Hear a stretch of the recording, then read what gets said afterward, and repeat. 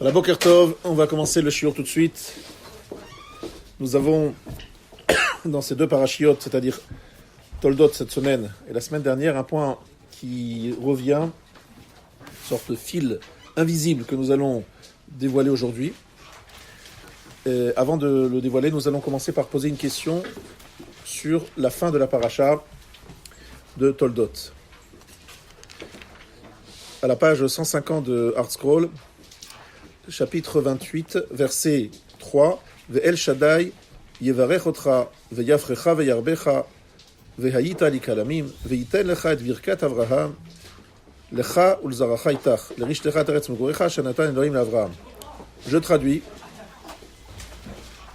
Et que quel Shakai te bénisse, te fasse fructifier et te multiplie, et puisses-tu être une assemblée de peuples qui t'accorde la bénédiction d'Abraham, à toi et à ta descendance, avec toi, afin que tu deviennes possesseur de la terre de tes séjours que Hachem a donné à Abraham.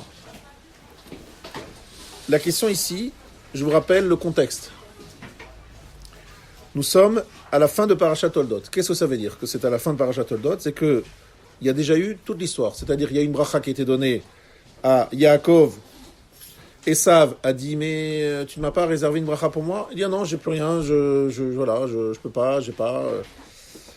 Et à la fin, il donne une bracha lorsque Yaakov se sépare de lui parce qu'il va aller se marier, chercher une femme. Il trouve tout d'un coup un joker, une bracha d'Abraham, tout d'un coup, qu'on ne sait pas d'où elle vient. On se demande pourquoi il n'a pas donné à Esav. Cette bracha-là, dont on parle à la fin de Toldot, elle était disponible avant, s'il l'a donnée maintenant. Donc il aurait pu la donner à Esav. Non, il la donne à Yaakov. Encore une bracha, en plus de la bracha qu'il a déjà reçue, Ve'iten lecha. D'ailleurs, ça commence de la même façon. Ve'iten lecha. Là-bas, c'est écrit Ve'iten lecha Elokim, c'est écrit Ve'iten lecha et birkat Avraham. Donc c'est quand même impressionnant, étonnant de faire cette remarque. Mais évidemment, ce n'est pas tellement étonnant, puisqu'il y a déjà un midrash qui le dit d'une façon très claire, que lorsque Rivka demande à Yaakov de prendre les brachot, eh bien, Yaakov, il hésite. Alors, pour beaucoup de raisons, vous le savez dire bien, mais une des raisons qui est assez étonnante, pourquoi est-ce qu'il hésite à Yaakov? Parce qu'il dit, voilà, je ne sais pas si je risque pas de tout perdre. Ça veut dire quoi, de tout perdre? Les mots du Midrash. Ula yomushani avi, vehaiti be'enav kimitatea, veveti alai klala velo bracha, afilu bracha achat, shuati liten basof, eno noten li. C'est-à-dire qu'il dit, j'ai peur que mon père va me palper, il va découvrir que je ne suis pas poilu, donc il va me priver de la bracha. Et de quelle bracha il va me priver? Non seulement, évidemment, de celle-là, c'est sûr. Afilu bracha achat shuati liten basof, même la bénédiction qu'il va donner à la fin. Et non noten li, il ne va pas me la donner. Il est en train de parler d'une bracha qui va venir à la fin, avant de recevoir la première, au moment où Rivka lui parle pour la première fois. Ça veut dire qu'il est déjà au courant qu'il y a une bracha qui est dans un frigidaire, un congélateur, qui lui est prêt, c'est la bracha d'Abraham. Ça, il le sait au départ. Donc c'est incroyable, ça veut dire qu'il y a déjà une bracha prévue pour Yaakov. C'est pas du tout ce qu'on pouvait penser a priori. Après, on a l'impression que Yaakov, comme il est le second, il n'est pas le premier-né, il ne reçoit rien. Et Esav, c'est lui qui est le premier-né, donc c'est lui qui reçoit tout. Tout cela, c'est une erreur. C'est une erreur. Je voudrais une deuxième introduction, parce que aussi c'est des choses pas connues, c'est dans le Lekut Shimoin Yitro. Amar HaKadosh Baruch Hu, Ra'u be'eze chodesh natati ta Torah. Regardez dans quel mois j'ai donné la Torah. Bemazal te'omim.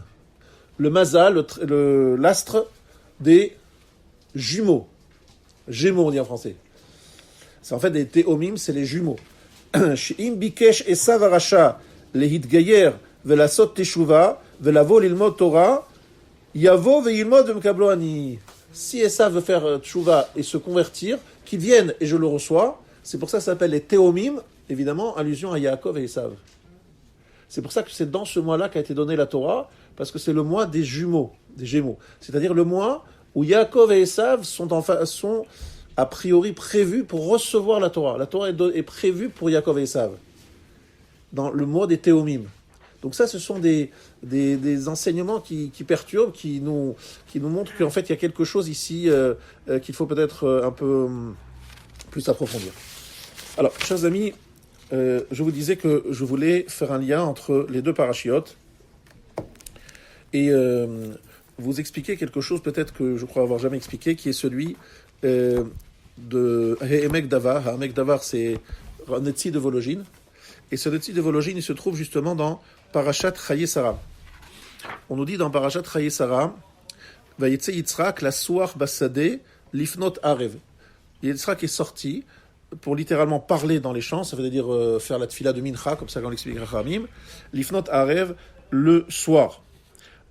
Le Netzi de Vologine pose une question très simple. Il dit c'est pas possible d'expliquer ce verset, on va dire, tel que les Chachamim l'ont expliqué. Les Chachamim dans Avodah Zara, Davzaïn Amoudbet, En Sicha et la Tfila.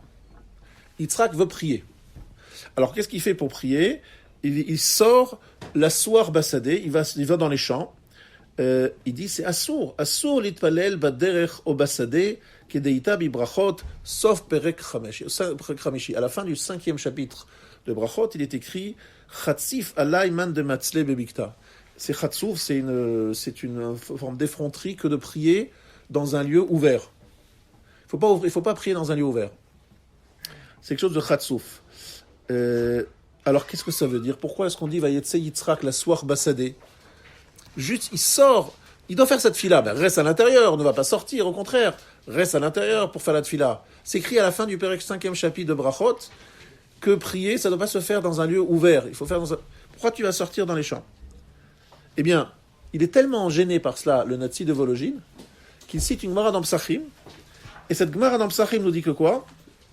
Que le Sadeh, c'est évidemment l'appellation de Yitzhak sur Har Moria. Le mont Moria, il s'appelle le Sadeh.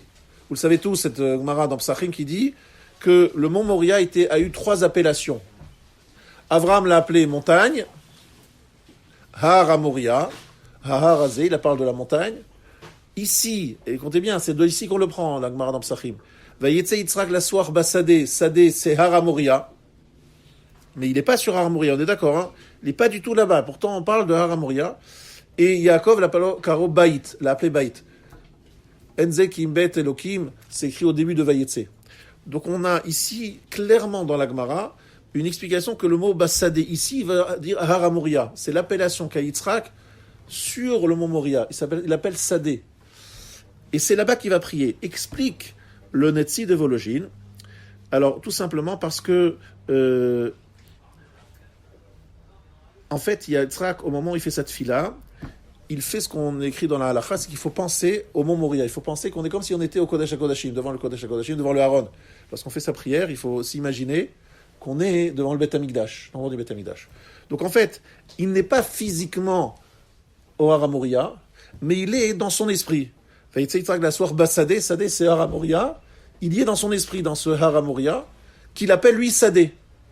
Mais il n'est pas dans les champs. Lui, qu'est-ce qu'il fait? Il fait quelque chose, un endroit, comme la halakha le demande, où il y a une mechitza devant lui. Il n'est pas dans un endroit ouvert, parce que ça, on n'a pas le droit. Mais il le fait effectivement dans un lieu, on va dire, correct, selon la halakha. Mais ici, on parle de champ du Sadeh, parce que en fait, il pense à ce moment-là à Har Moria, qu'il appelle lui Sadeh. Mais regardez la suite du Rav, du Netzi de Vologine. De Bishvil Shemidat Yitzhak Aya Avoda, Shu Shoresh la Parnassa. Parce que la Midat Yitzhak, c'est la Avoda. Vous savez que Torah, Avoda, Gemilut Chassadim, Avoda, le service d'Hachem, puisque lui, il est le Korban, vous le savez, Avoda, qui est la racine, l'origine de la Parnassa. Alken Karaz et Amakom, Shu Shar Hashamaim, Sadeh Hamesuga le Parnassa. C'est pour ça que la porte du ciel, donc l'endroit de Har Moria, c'est la porte du ciel, il l'appelle Sadeh en pensant à la Parnassa. Yitzhak n'était pas debout à ce moment-là au Har Moria, et là où il palel tachatilan, il était sous un arbre sans doute, ou que domé. Ve'eno velibo hayu letzad Har Moria shenikra sadeh, ve'itpalel az à la Parnassa. Il a prié pour la Parnassa. Et attention, mais c'est pas fini. Shebichralze hu asagat isha sheitzorke adam. Parmi la Parnassa, ce sont les besoins qu'a un homme et les besoins matériaux qu'a un homme. Et donc, il a besoin d'une Parnassa, il a besoin aussi d'une femme. Donc, il pensait à la Parnassa, mais pas qu'à gagne-pain. Il pensait à tout ce dont il avait besoin, physiquement parlant, moralement, tout ce qu'il avait besoin en tant qu'homme. Et dans la Parnassa est incluse la femme. Et voilà ce qu'il dit. Benikret gamken Parnassa, qui la shon Agmara, Parnassat Nisuin. Et juste à ce moment-là, Vaïssa Enav, il lève les yeux, et il voit arriver Rivka. Alors là, il a été exaucé, mais d'une vitesse incroyable. Il est en train de sortir pour faire la tfila de Armincha, pour prier pour une femme. Il lève les yeux, Vaïssa Enav, Vayar, Vinegmanim Baim. Il lève les yeux, et voilà que il est répondu. Magnifique. Donc ici, le Netzi Nevologie nous fait une révélation incroyable qui va avoir une conséquence sur toute la paracha de Toldot. Puisque vous le savez depuis très longtemps, je vous l'ai déjà dit, c'est connu, tout le monde dit la même chose, c'est que c'est écrit Esav Ish Sadeh.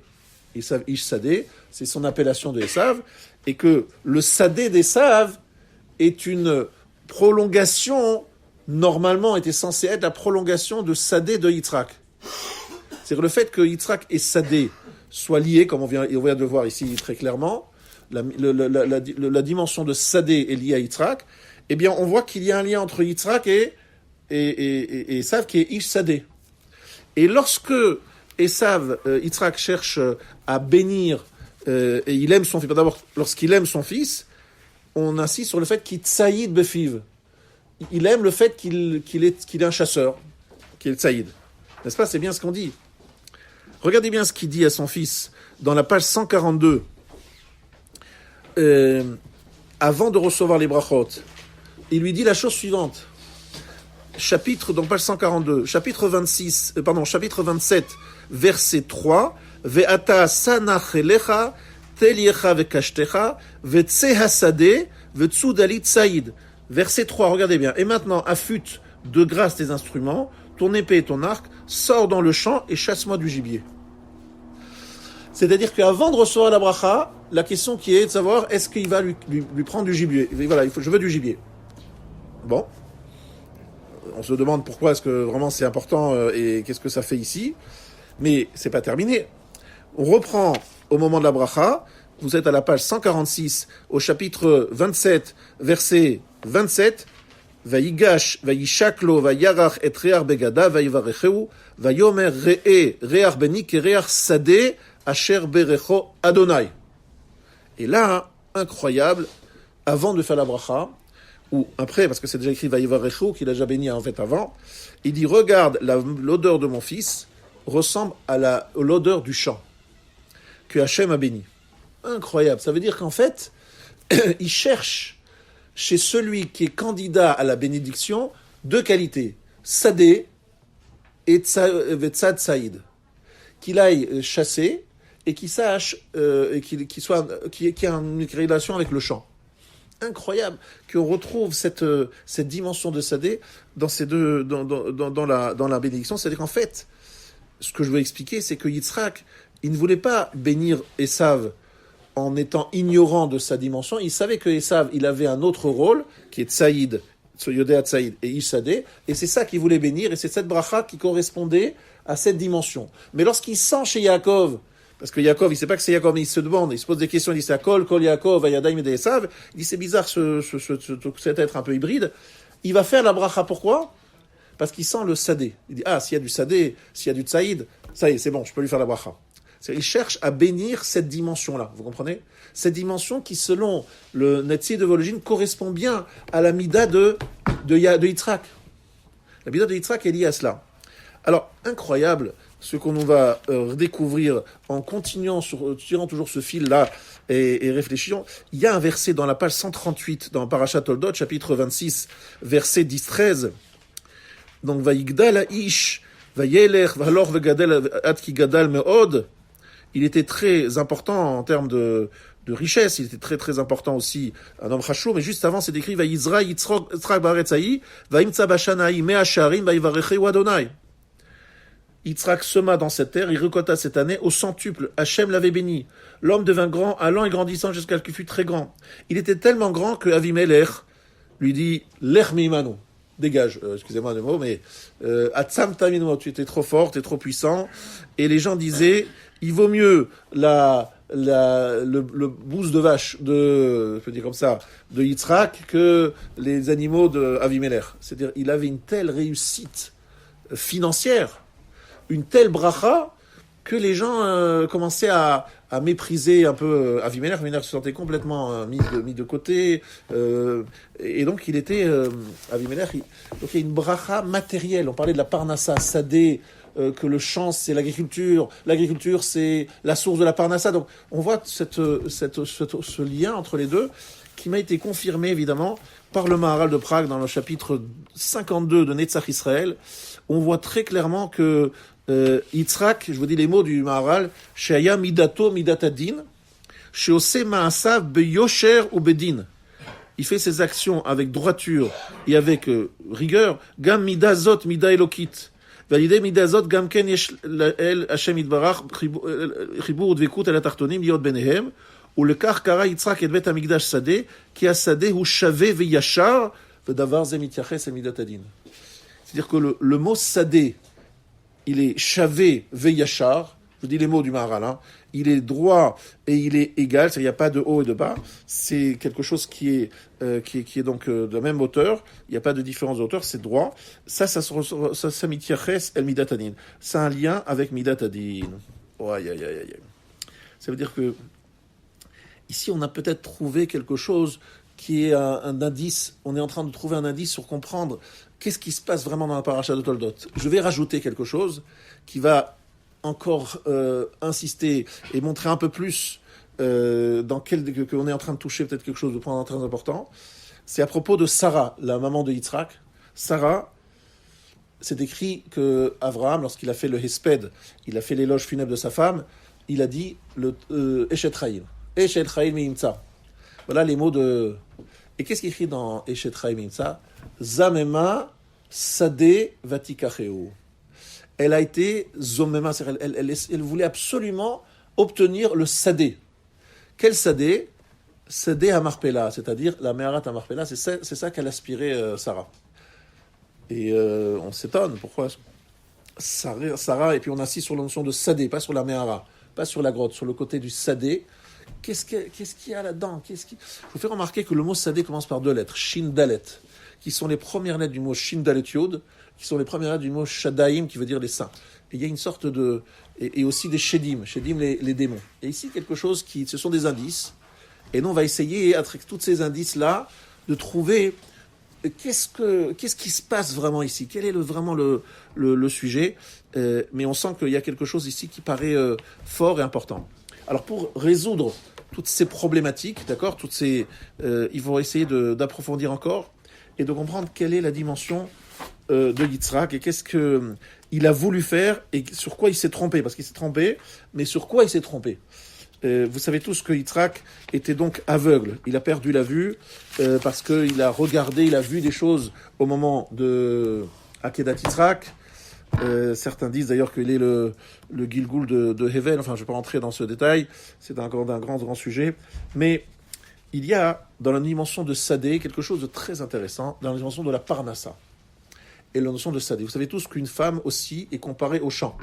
Puisque lorsqu'on veut savoir dans la Gemara comment est-ce qu'on peut faire les kiddushin avec une femme, kesef isha niknit, kesef beshtar bechazaka. D'où on sait qu'on peut acquérir une femme avec kesef, avec de l'argent, parce qu'on fait kicha misde Ephron.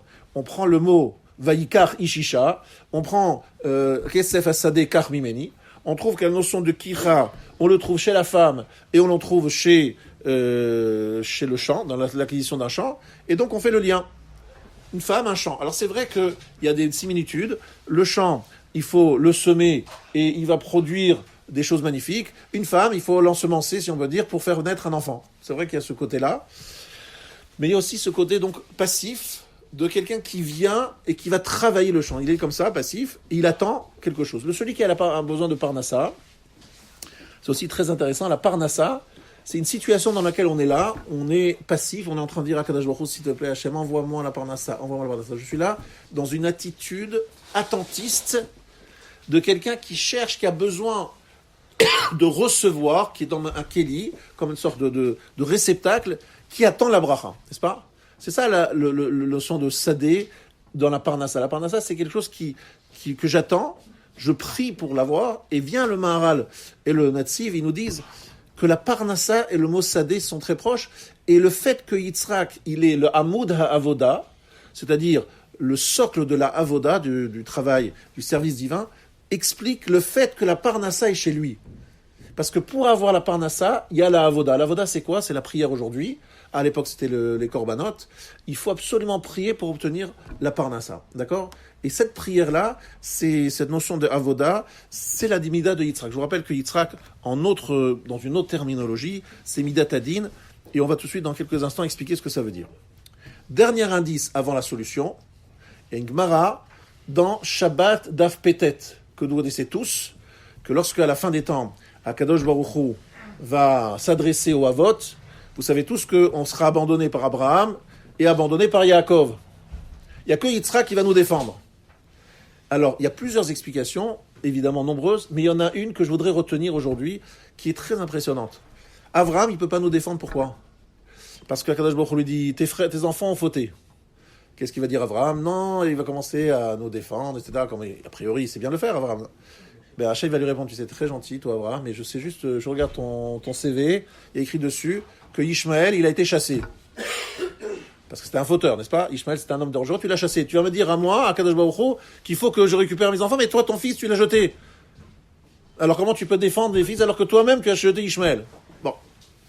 Alors Akadosh Baruch Hu va s'adresser à Yaakov. Yaakov va dire, non, il faut défendre, il va essayer de défendre ses enfants peut-être. Mais là encore, il peut pas dire pourquoi. Parce que Osnat, c'est la fille de Dina, qui a été violée par Shechem, donc c'est l'enfant du viol. Et qu'est-ce qu'il a fait avec Osnat? Il a aussi rejeté. Il s'est retrouvé en Égypte. Pourquoi? Parce que Yaakov voulait pas qu'elle reste dans la famille. Donc là encore, il ne pourra pas nous défendre, parce qu'Hachem dit, voilà, dès qu'il y a quelqu'un qui te dérange, tu le jettes. Donc tu ne veux pas me dire à moi que je vais défendre. Alors qui est le seul personnage incroyable qui, lui, se distingue par rapport à Abraham et Yaakov? C'est Yitzhak. Parce que Yitzhak, il a chez lui à la maison Esav avec ses filles, ses belles-filles, qui sont en train de faire de l'idolâtrie en apportant des sements, des encens. Ça le dérange, ça lui dérange la vue, il est au courant, il sait très bien ce qui se passe. Il y a Esav qui est un sacré bonhomme, il le rapproche. Finalement, Yitzhak, c'est le seul à qui on ne peut pas reprocher de jeter qui que ce soit. Il aurait toutes les raisons de renvoyer Esav, il aurait toutes les raisons de renvoyer ses belles-filles, et il les accepte, il les prend en charge. Alors lui, il pourra défendre le peuple juif à la fin des temps en disant, mais moi, regarde, j'avais à la maison des sacrés clients là, j'aurais dû m'en débarrasser, et j'ai supporté. Alors toi aussi, s'il te plaît, Kadosh Baruch Hu, tu prends sur toi, comme moi j'ai pris sur moi. C'est ça l'argument de Yitzhak à la fin des temps. Incroyable. Yitzhak, bizarrement, il a a priori une tolérance plus grande qu'Abraham et Yaakov, ce qui est tout à fait contraire à notre image à nous.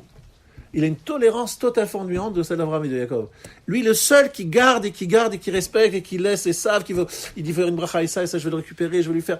C'est incroyable. Mais d'où ça vient ça chez Yitzhak? D'où ça vient tout ça? C'est quoi en fait c'est quoi l'idée qu'il y a derrière tout ça? Alors, tout commence avec un indice aussi qui se trouve au début de la paracha, que tout le monde connaît ici, donc je vais aller vite. C'était tout simplement lorsque Rivka veut sortir, et que Esav veut sortir aussi parce qu'il est attiré par l'idole, et Yaakov veut sortir parce qu'il est attiré par les synagogues et les Baté Midrashot. Alors on a tous depuis très longtemps compris qu'il ne s'agit pas pour Esav de sortir pour aller servir des idoles. Ça on a tous bien compris, parce qu'on n'a pas de Yetzer Hara avant la naissance. Donc si on n'a pas de Yetzer Hara, pourquoi il dirait sortir faire des idoles? Et puis à part ça, ça ne veut rien dire qu'un oubar, un fœtus avant de naître, il est déjà rachat, c'est pas possible de dire chose. Donc on a tous bien compris, depuis longtemps on l'a expliqué, c'est pas qu'il veut aller servir les idoles, c'est qu'il veut aller casser les idoles. C'est-à-dire qu'au fond de lui, sa mida à lui, c'est sourmera, c'est-à-dire éradiquer le mal. Bon, c'est ce qu'on a expliqué les autres années. Maintenant, on va expliquer un peu plus. On va expliquer quelque chose de beaucoup plus puissant. Dans la dimension de Sadé que est celle de Esav, il n'y a pas seulement le fait d'éradiquer le mal. Il y a plus que ça, beaucoup plus que ça. Il y a ce qu'on appelle dans les Chachmei Moussar le tikkun hara, la réparation du mal. Qu'est-ce que ça veut dire la réparation du mal? C'est la capacité de la transcendance. C'est-à-dire, lorsque vous plantez des graines dans un champ et qu'il y a une plante qui en sort, vous êtes en train finalement d'utiliser le hafar, qui est vraiment quelque chose de très très très terne et triste, et vous en faites un superbe champ plein de nourriture magnifique et d'arbres, etc. Et en fait, ici, c'est ce qu'on appelle travailler les champs, etc. Ce travail, c'est la capacité de réunir, d'amener vers soi même des éléments qui sont, on va dire, extérieurs, lointains, et a priori même étrangers à la Torah et à la Kedusha. C'est cette capacité de capter et de ramener et de motiver et de faire finalement pénétrer dans le domaine de la Kedusha des choses qui sont a priori à l'extérieur. C'est en fait le premier homme tel que décrit par la Torah. Vous savez très bien que lorsque vous lisez Bereshit et que vous voyez la création de l'homme présentée pour la première fois dans la Torah, vous êtes un petit peu étonné que la première fois qu'on parle de l'homme, qu'est-ce qu'on lui demande de faire à l'homme? Quel est son rôle? Eh bien, vous entendez tout de suite, le rôle de l'homme, c'est quoi? C'est Peru urvu, croissez, multipliez-vous, mil ou et haaretz, vechivshua. Il faut absolument dominer la terre, dominer tout ce qui est sur la terre. Alors, c'est quoi le but d'un homme? C'est de faire la chasse, quoi, en fait. Ce qui fait Esav, c'est exactement le plan prévu dans Bereshit, page 8, chapitre 1, versets 27, 28, 29 et suivantes. C'est d'aller être un grand chasseur et marquer sa présence sur tous les animaux.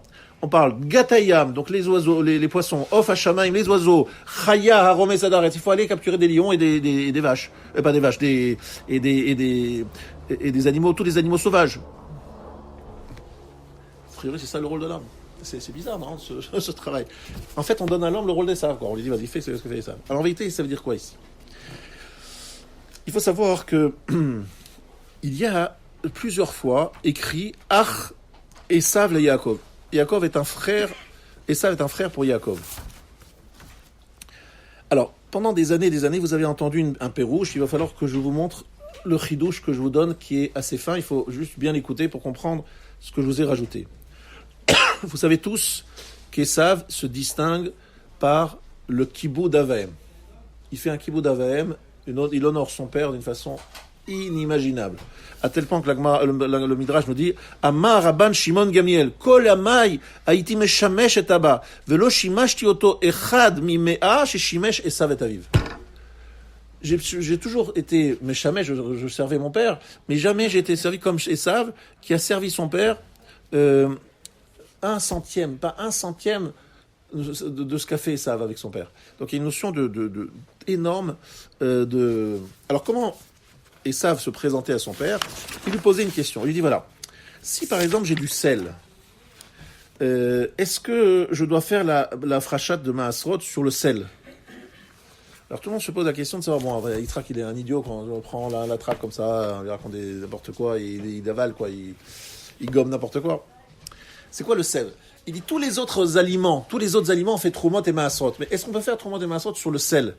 C'est en fait, il est en train de montrer Esav, à travers cette discussion qui est beaucoup plus profonde que celle qui paraît, il est en train de dire, voilà, comment est-ce qu'on peut élever toutes les produits de la terre peuvent être élevés grâce à la fracha de Trumot et Maasrot. Je peux les élever la chose. Je peux rendre kadosh. On peut rendre les choses, les consacrer. Mais est-ce que je peux prendre aussi du sel? Le sel, c'est le monde minéral. Est-ce que je peux aussi élever ça? C'est-à-dire que ça lui dit, et c'est ça que Yitzhak entend en tout cas, Yitzhak il entend qu'Esav il fait sa mission. Il est dans les champs, il est en train de capturer, de faire tsaïd, de capturer ce qui est possible au niveau des champs. C'est-à-dire à l'extérieur, essayer de tout ramener vers l'intérieur. Bechol derachecha Daeu, connaît Hachem dans tous ses chemins. Maintenant, ça va plus loin, Botaï. Ça va beaucoup plus loin, parce qu'en fait, il y a une attitude nécessaire qui est positive dans cette relation avec Akadosh Baruch Hu, qui est une relation, non pas du contemplatif, qui est celui de Yaakov. Yaakov, il contemple, il est dans sa tente, mais dans celui de Esav. Pendant longtemps, je répète, écoutez bien ce que je vous dis maintenant, c'est un point fin.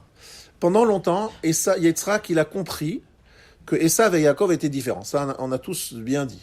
Tout ce qu'il veut faire comme bracha, c'est la bracha de Ish Sadeh et Tsaïd Befiv. Il sait que c'est un être différent. Il dit, pour ce monsieur-là, ce type de personne, il y a la bracha que j'ai prévue, qui est Etenecha Elokim.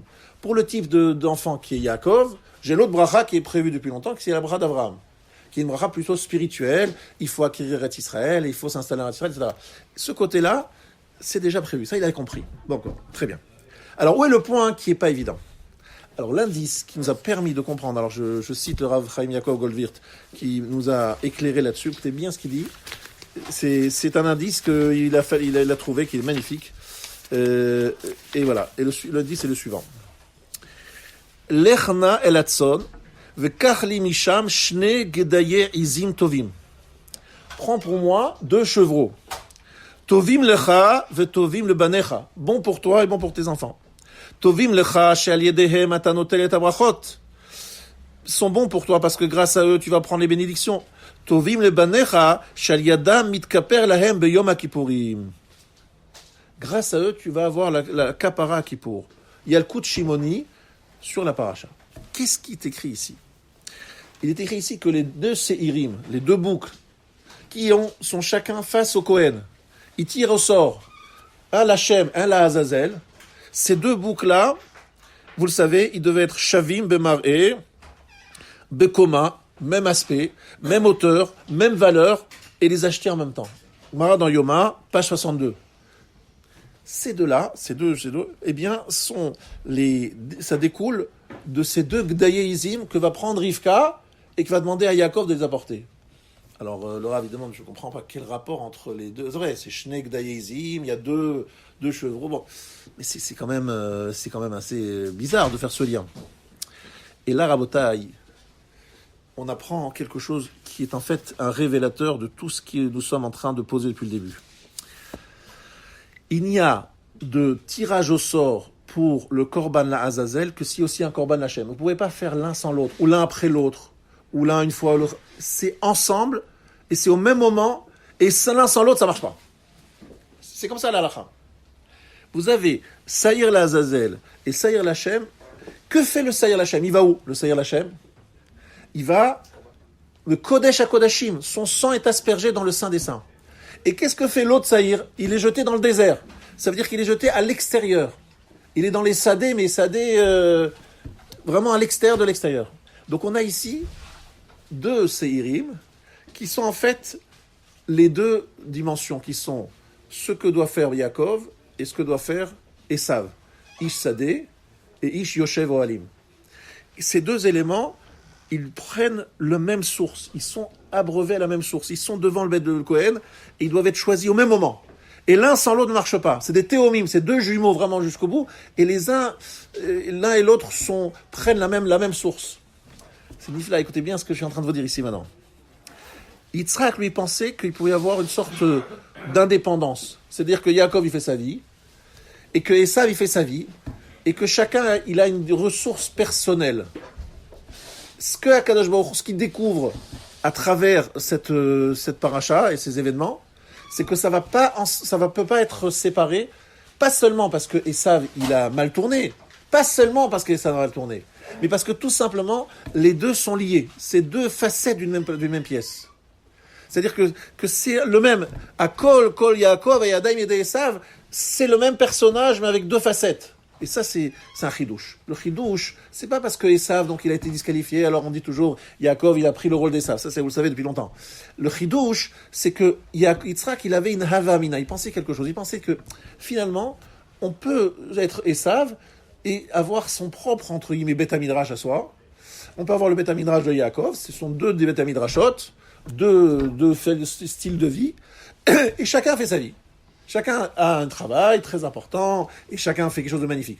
Mais qu'ils soient liés, qu'ils soient associés, qu'ils soient... Ça il ne voyait pas ça comme ça. Ça, il ne voyait pas ça comme ça, Yitzhak. Et il découvre, non, qu'ils sont... Pas seulement parce que ça va rater. Il découvre qu'en fait, depuis le départ, il fallait que ça soit une même yénika. C'est pour ça qu'ils sont dans le même ventre. Ils sont dans le même ventre parce qu'au départ, c'était 2 facettes d'une même pièce. C'est Shnei Théomim, où la Torah est donnée. Et qu'est-ce que ça veut dire, cher Benjamin? Je vais vous montrer des choses de façon très concrète. Très concrète, d'ailleurs on le voit, mais je suis simplement en train de vous décrire des choses que vous voyez, mais que vous n'avez pas mis les bons mots dessus. Regardez bien. Il y a 2 façons, on aurait pu imaginer, comment ça se passe aujourd'hui. Aujourd'hui, si les choses se passent bien, quelqu'un qui travaille, qui est dans le monde de l'action et du travail, etc., il doit, on a dit, être marzik Torah, parce qu'il n'a pas la chance d'étudier la Torah, donc il soutient aussi ceux qui étudient la Torah. Donc, a priori, c'est juste une mitzvah. Il fait une mitzvah, il soutient ceux qui sont dans la Torah. Mais c'est juste une mitzvah en plus, quoi. Il est marzik Torah, voilà. Il fait sa vie, mais il est marzik Torah. Chaz v'shalom, rabotai. Les 2 sont en train de faire un gilouï de Matan Torah, de Kabbalat Torah, ensemble. Ah oui, mais comment c'est possible? Qu'est-ce que ça veut dire? Ça veut dire qu'en fait, celui qui est l'Omed Torah et celui qui travaille dans l'âme amassée, ils doivent être tellement associés et ils doivent prendre la même source. La même source les abreuve les 2. ils ont le même corps, que le Sadeh Asher Beracho Hashem doit être en vérité dans le Kodesh HaKodeshim. C'est le lieu le plus saint. C'est Yitzhak Avinu qui appelle le mont Moria Sadeh. Ça veut dire quoi? Ça veut dire qu'après la faute d'Adam Arishon, le monde il a changé. Et parce qu'il a changé, il y a ce qui se passe ici. C'est que le fait de devoir travailler à la sueur de son front, d'être dans les champs, etc., c'est pas par hasard, c'est pas un truc qui s'est fait comme ça. C'est qu'Akadosh Baruch Hu, il dit, la seule façon de faire le tikkun de la faute d'Adam Arishon, c'est que la yenika, la source, vienne au même endroit. C'est-à-dire, lorsqu'on parle de Yissachar et Zevulun, d'accord, par la suite, c'est pas juste quelqu'un qui fait un travail et l'autre vient au travail. Les deux sont mégalim, la même chose. C'est comme un homme et une femme. C'est une seule entité en vérité. Bayou le Bassar Echad. Yissachar et Zevulun, c'est une seule entité, mais qui chacun dans une autre façon le développe. Prenons un exemple très simple pour que vous compreniez bien de quoi je parle. Eh bien, on étudie au Beth Midrash, une halacha, Amira le Goy. Qu'est-ce qu'on a le droit de dire à un goy de faire, etc. Vient quelqu'un, il me dit, voilà, Rav, j'ai une question à vous poser. Est-ce que je peux laisser faire travailler un non-juif dans ma maison, le Shabbat? Il y a des travaux à faire. Moi, je suis pas là à Shabbat. Ça m'arrange. Il va travailler Shabbat. Donc, qu'est-ce que je vais lui dire? Je vais lui dire, non, c'est interdit. Bon. Maintenant, il faut bien comprendre que le guilouille qu'il fait lorsqu'il parle au goy en disant, monsieur le goy, excusez-moi, mais vous pouvez pas aller travailler chez moi Shabbat. Il va dire, bon, écoutez, ça m'arrange pas de venir dimanche, moi ça m'arrange plutôt le samedi, ça arrive très souvent ça. Alors il dit, non, c'est... Alors, il dit, mais pourquoi? Qu'est-ce qui vous dérange? Vous êtes pas là? Non, c'est samedi pour moi, et c'est pas possible de laisser travailler un non-juif chez moi Shabbat, etc. Donc qu'est-ce qu'il est en train de faire? Le guilouille qui se fait dans le Beth Midrash sur Amira le Goy, s'il n'est pas associé, adossé à cet acte-là très fort, de celui qui dit, c'est fermé Shabbat, c'est-à-dire je ferme dans l'action, je montre dans les pratiques, etc. C'est pas un limoud à Shalem, c'est pas un enseignement plein, c'est un enseignement parcellaire.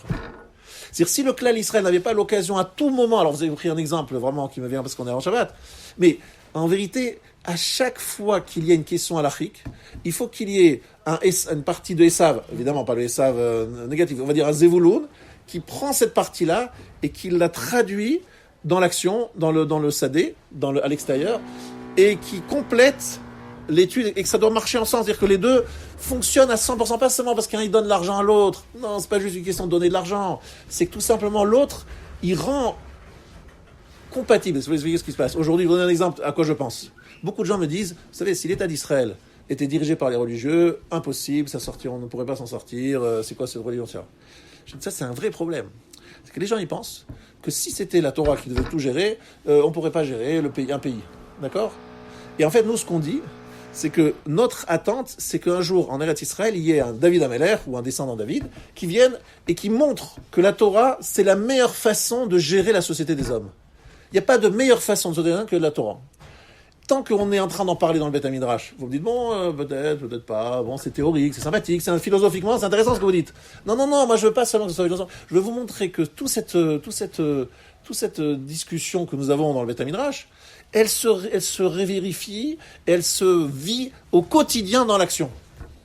Si je suis un vrai homme, un vrai Yaakov, alors je peux être un Esav, en tout cas un Metoukan, mais parfait. Et en fait, finalement, je suis l'Omet Torah. Si vous comprenez vous voulez comprendre ce que je veux dire, lisez Rav Chaim de Volojine pour expliquer comment quelqu'un peut travailler. Normalement, lui, quelqu'un qui travaille pour Rav Chaim de Volojine, c'est quelqu'un qui pense à une sugia en train de faire son travail. À l'époque, c'était des travaux plutôt manuels, donc vous pouvez être moins concentré. Et en fait, finalement, les deux ensemble, c'était à la limite pas une si grande différence. Moi, je connais. Et il y en a, bon, Hachem, des gens qu'on connaît aussi, qui vivent dans la Torah même lorsqu'ils sont en train de travailler. C'est des gens imbibés de Torah. Et ça se vit à l'extérieur. Les gens à l'extérieur le voient. Dans le monde extérieur, on le voit. C'est-à-dire qu'il y a le monde intérieur, Beth Midrash, et à l'extérieur. Est-ce que ça fonctionne avec ça? Akadosh Baruch Hu veut qu'on prouve et qu'on révèle que le Saïr Lifnim, ou le Saïr Azazel, le Saïr à l'intérieur, tout va ensemble. Et tout dépend l'un de l'autre. Vous comprenez? Ça dépend pas financièrement seulement. Ça dépend parce que c'est tout simplement une façon de montrer véritablement la parnassa. Le besoin de parnassa n'est qu'un moyen de faire la voda. Sans parnassa, il n'y aurait pas d'avoda. Je vous ai raconté plusieurs fois ici. Un jour, j'ai rencontré un monsieur qui venait au Beth Midrash il y a très longtemps. C'est une histoire très ancienne. Et je lui ai dit, tiens, je ne te vois plus, machin. Il m'a dit, Dieu m'a béni. Alors, qu'est-ce que ça veut dire Giovanni? Il s'est pris 200 millions d'euros, 300 millions d'euros, je ne veux plus. Alors, de moi, il va nulle part, il ne va plus la prier parce qu'il dit, voilà, l'affaire est réglée, il a de quoi vivre jusqu'à la fin de sa vie. Évidemment, vous avez compris ce que ça veut dire. C'est que Kadosh Baruch Hu lui a dit, bon, écoute, toi, tu me déranges ici, j'aime pas t'entendre prier, je te donne beaucoup d'argent, comme ça, tu m'embêtes plus. Et s'il a réussi, à Kadosh Baruch Hu, il s'est débarrassé de lui, il vient plus l'embêter à la synagogue, il reste dans sa vie. Vous avez compris ce que je veux dire? C'est le contraire. C'est-à-dire que la parnassa, quelque part, crée une sorte de dépendance, et pas la parnassa, les besoins qu'on a tous, les besoins humains. On a besoin d'une femme, on a besoin de shalom bayit, on a besoin de santé, on a besoin... Tous les besoins. Là, on est sadé. C'est-à-dire, on est là, on attend qu'on vienne nous mettre on attend de recevoir la pluie, voilà. On attend la pluie. Parce qu'on est sadé, on attend la pluie. C'est-à-dire qu'on est là en attente d'une hashpa'a, d'une influence qui vient d'en haut, qui vient d'ailleurs. Et là, je me sens, je suis sadé. Sadé, je suis celui qui attend cette hashpa de l'extérieur, de l'extérieur. Et cette capacité d'être, entre guillemets, crédible et de trouver des solutions aux sociétés humaines, c'est ça, en vérité, notre plus grande force. C'est qu'en fait, si vous comprenez bien ce qui se passe aujourd'hui, les gens ici sur Terre, ils cherchent quoi? Ils courent après qui? On a bientôt des élections présidentielles. Chacun propose une autre solution. On sait tous qu'aucune solution n'est parfaite. Mais quelque part, nous on dit, on a la solution. On a la solution pour savoir comment on dirige un pays. Comment est-ce qu'on gère un pays? Mais c'est pas facile, il faut rester dans les clous de la Torah. Il y a eu malheureusement des rois qui se sont perdus aussi. Ça veut dire que le fait d'avoir une pratique parfaite qui est la conséquence d'une théorie qui se vérifie dans la pratique et qui se vit dans la pratique, qui se développe dans la pratique. Je vais vous raconter une petite histoire. Il y a eu un rav en Israël, il m'a demandé de regarder son livre de Halacha. Je lui ai dit, bon, franchement, en Israël, vous avez des gens beaucoup plus forts que moi pour vous demander à moi. Il dit, parce que toi, tu as des questions en Chutz Laaretz, parce que vous avez besoin de goyim, et très souvent les goyim sont présents, que nous n'avons pas chez nous. Donc, il y a des questions, peut-être que je n'ai pas pensé, des situations que je n'ai pas pensé. Dis-nous comment vous le vivez dans votre réalité. C'est intéressant, cette remarque. Dire, voilà, vous vivez à l'extérieur, avec des goyim. Comment vous vivez avec des goyim? Quelles sont les questions qui se posent? Comment la Torah répond et gère cette relation avec les goyim? C'est magnifique, ça a révélé encore une fois ce que je suis en train de vous dire. C'est que Esav, c'est pas juste Ish Sadeh, etc. Esav, il avait un rôle éminemment important, peut-être plus grand que celui de Yaakov, parce que lorsqu'on arrive d'être un homme de Torah à 100%, tout en étant dans les champs, c'est la réussite peut-être la plus grande encore. En tout cas, c'est pas moins que l'autre. Et c'est ensemble. Et c'est les deux facettes d'une même pièce. Vous comprenez? Mais à un niveau très élevé. Je dis pas, c'est pas seulement quelqu'un qui donne l'argent pour soutenir les gens qui étudient. Vous avez compris? C'est pas juste quelqu'un qui dit, bon, je vais avoir le sro de l'imo, des machins. C'est un homme de Torah, mais qui est pas en train d'étudier la Torah toute la journée. C'est tout. C'est un homme de Torah, pétri de Torah. Des fois même, on le cite avant le Issachar. Zevulun avant Issachar. Tellement il est... Et c'est en fait le tikkun terrible, parfait de... Alors, je voudrais revenir là-dessus. C'est-à-dire, en fait, lorsque Yitzhak il veut bénir Esav, quelle est son erreur? Il se dit, moi je vais bénir Esav, je vais bénir Yaakov. C'est deux choses différentes, deux sujets. Chas v'shalom. Ils sont imbriqués. Et le Re'ach Sadeh Asher Beracho Hashem, il sent l'odeur du champ, il dit, là, j'ai quelqu'un qui va trouver la solution à mon problème de Sadeh, de Ish Yodeat Saïd. Yitzhak Avinu, c'est Midat Adin.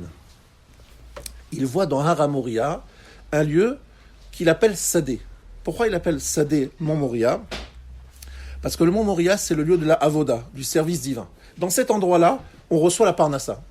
Ça veut dire que Yitzhak, il est vraiment obnubilé par la Parnassa, vous croyez? C'est ça son problème dans la vie? Comment je vais gagner ma vie, etc. Il n'a pas de problème, lui. Il met 1, il reçoit 100. Voilà. Vous connaissez, vous, des gens qui font des investissements, ils donnent 1, il reçoit 100? Il a la bracha, il a tellement de bracha que les gens ne peuvent plus supporter ce monsieur. C'est insolent cette hatzlacha, cette bracha. Les gens ils disent oh là on peut plus celui-là. C'est Avimelech qui dit dehors, je peux plus, on n'en peut plus. T'es trop riche, t'es trop fort, t'es trop. C'est quoi cette façon c'est quoi ce Yitzhak qui devient super riche, plus riche qu'Avraham, plus riche que Jacob, plus riche que tout le monde, qui porte la bracha Mea She'arim? C'est quoi ce Yitzhak? Vient le Maharal de Prague, il nous explique la chose suivante. Il est Amoud Avoda et la Parnassa. La Avoda, c'est la capacité de s'effacer devant Hachem, d'être totalement humble et être comme un Bréli qui veut recevoir la bracha. Cette force-là de Yitzhak, elle se devait aller chez Esav. Et Esav, grâce à cette force-là, de Hanava et d'effacement de soi, de Bitoulège, comme les Chachamim, il aurait pu réussir dans le monde de Sadeh. Mais si tu n'as pas cette force-là, cette humilité et cet effacement, c'est extrêmement dangereux. Parce que ce qui s'est passé avec Esav, dès qu'il a réussi et dès qu'il a commencé à être un monsieur connu et reconnu, eh bien, il s'est oublié complètement. Comme vous savez tous, que lorsque la parnassa fonctionne trop, eh bien les gens peuvent oublier d'où ils viennent, pourquoi ils sont là, ils peuvent dire Dieu m'a béni et finalement disparaître de tous les radars des rabbins pour éviter de devoir faire des dons. Je comprends, c'est pour ça qu'ils s'enfuient, mais c'est surtout autre chose, c'est qu'ils pensent que voilà, ils sont réussis, qu'ils n'ont plus besoin. Et chez Yitzhak, c'est pas un besoin de parnassa qui le fait venir prier. La parnassa, c'est un des révélateurs de sa mida qui est sadé. Une femme, elle est sadée, elle est mekabelet, c'est la notion de kiboul. Elle est là pour recevoir. Et le zachar, il est là pour donner. La femme, elle est comparée au sadé parce qu'elle doit recevoir de son mari et elle doit développer ce que son mari lui apporte. Cette mida-là de sadé, c'est la capacité d'un homme qui se trouve dans le monde des champs et d'être capable de voir la main d'Hachem partout. La main d'Hachem partout. Il est dans son bureau, par exemple, une traduction très concrète de ce que je suis en train de dire. Il est dans son bureau, il doit faire un coup de fil pour une démarche purement professionnelle. Avant de commencer son téléphone, il dit comme ça. Akadosh Baruch Hu, ce que je vais faire, c'est une démarche pour avoir la parnassa, n'est-ce pas? C'est pour ça que je vais appeler ce monsieur. Moi, en vérité, je sais que la parnassa vient de toi. Donc, tout ce que je vais faire là, je sais bien que c'est que toi qui m'amène la tzara ou la tzara. Je te demande absolument rien. C'est pas parce que ce monsieur me dira oui que j'aurai la parnassa, c'est parce qu'il me dira non que je l'aurai pas. Pour moi, c'est que je sais juste que c'est à toi qui... Cette attitude-là, dans son bureau, de parler de la Kadosh Baruch Hu partout, alors qu'en fait, il est en train de faire des démarches, d'appeler, de machin, de se bouger, a priori avec son intelligence, ses relations, c'est exactement ce pourquoi Hachem, il a fait la dimension de Ish Sadeh, Ish Yodeh Tzaïd. Parce que dans cette dimension-là, dans cette situation-là, où c'est pas facile d'être en même temps effacé devant Hachem et actif dans sa parnassa, c'est là où se joue tout le lien entre Zevulun et Issachar, entre Esav et Yaakov, entre les deux Seirim, qui vont être les deux ensemble, Shavim Bekoma, les deux, ils ont la même hauteur, c'est la même dimension, le même avoda. La même avoda. Et ça vient du même shoresh, de la même racine. Donc Yaakov, finalement, il va endosser les deux dimensions. Esav va se perdre, malheureusement, mais il sera un petit peu rattrapé par David. Mais David, ce n'est pas exactement la finalité. C'est pour ça que ce sera que Mashiach ben David qui fera et terminera le travail qui n'a pas été terminé par Yitzhak. Mais ainsi, nous avons, je pense, essayé de comprendre quel est le rôle d'un homme.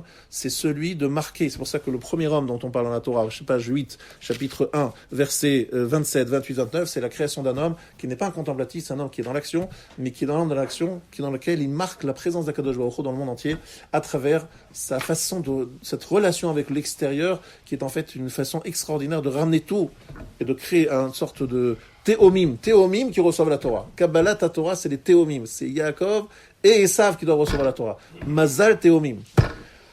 Voilà, Shabbat Shalom et Rosh Chodesh Mevorach à tous. Rabbi Chanan, Gmad Shakato Kadosh Baruch Hu lezakot et Israël. Lefkach Ibalem Torah Mitzvot, Sheneemar, Adonai Chafetz, Shema Tzitu.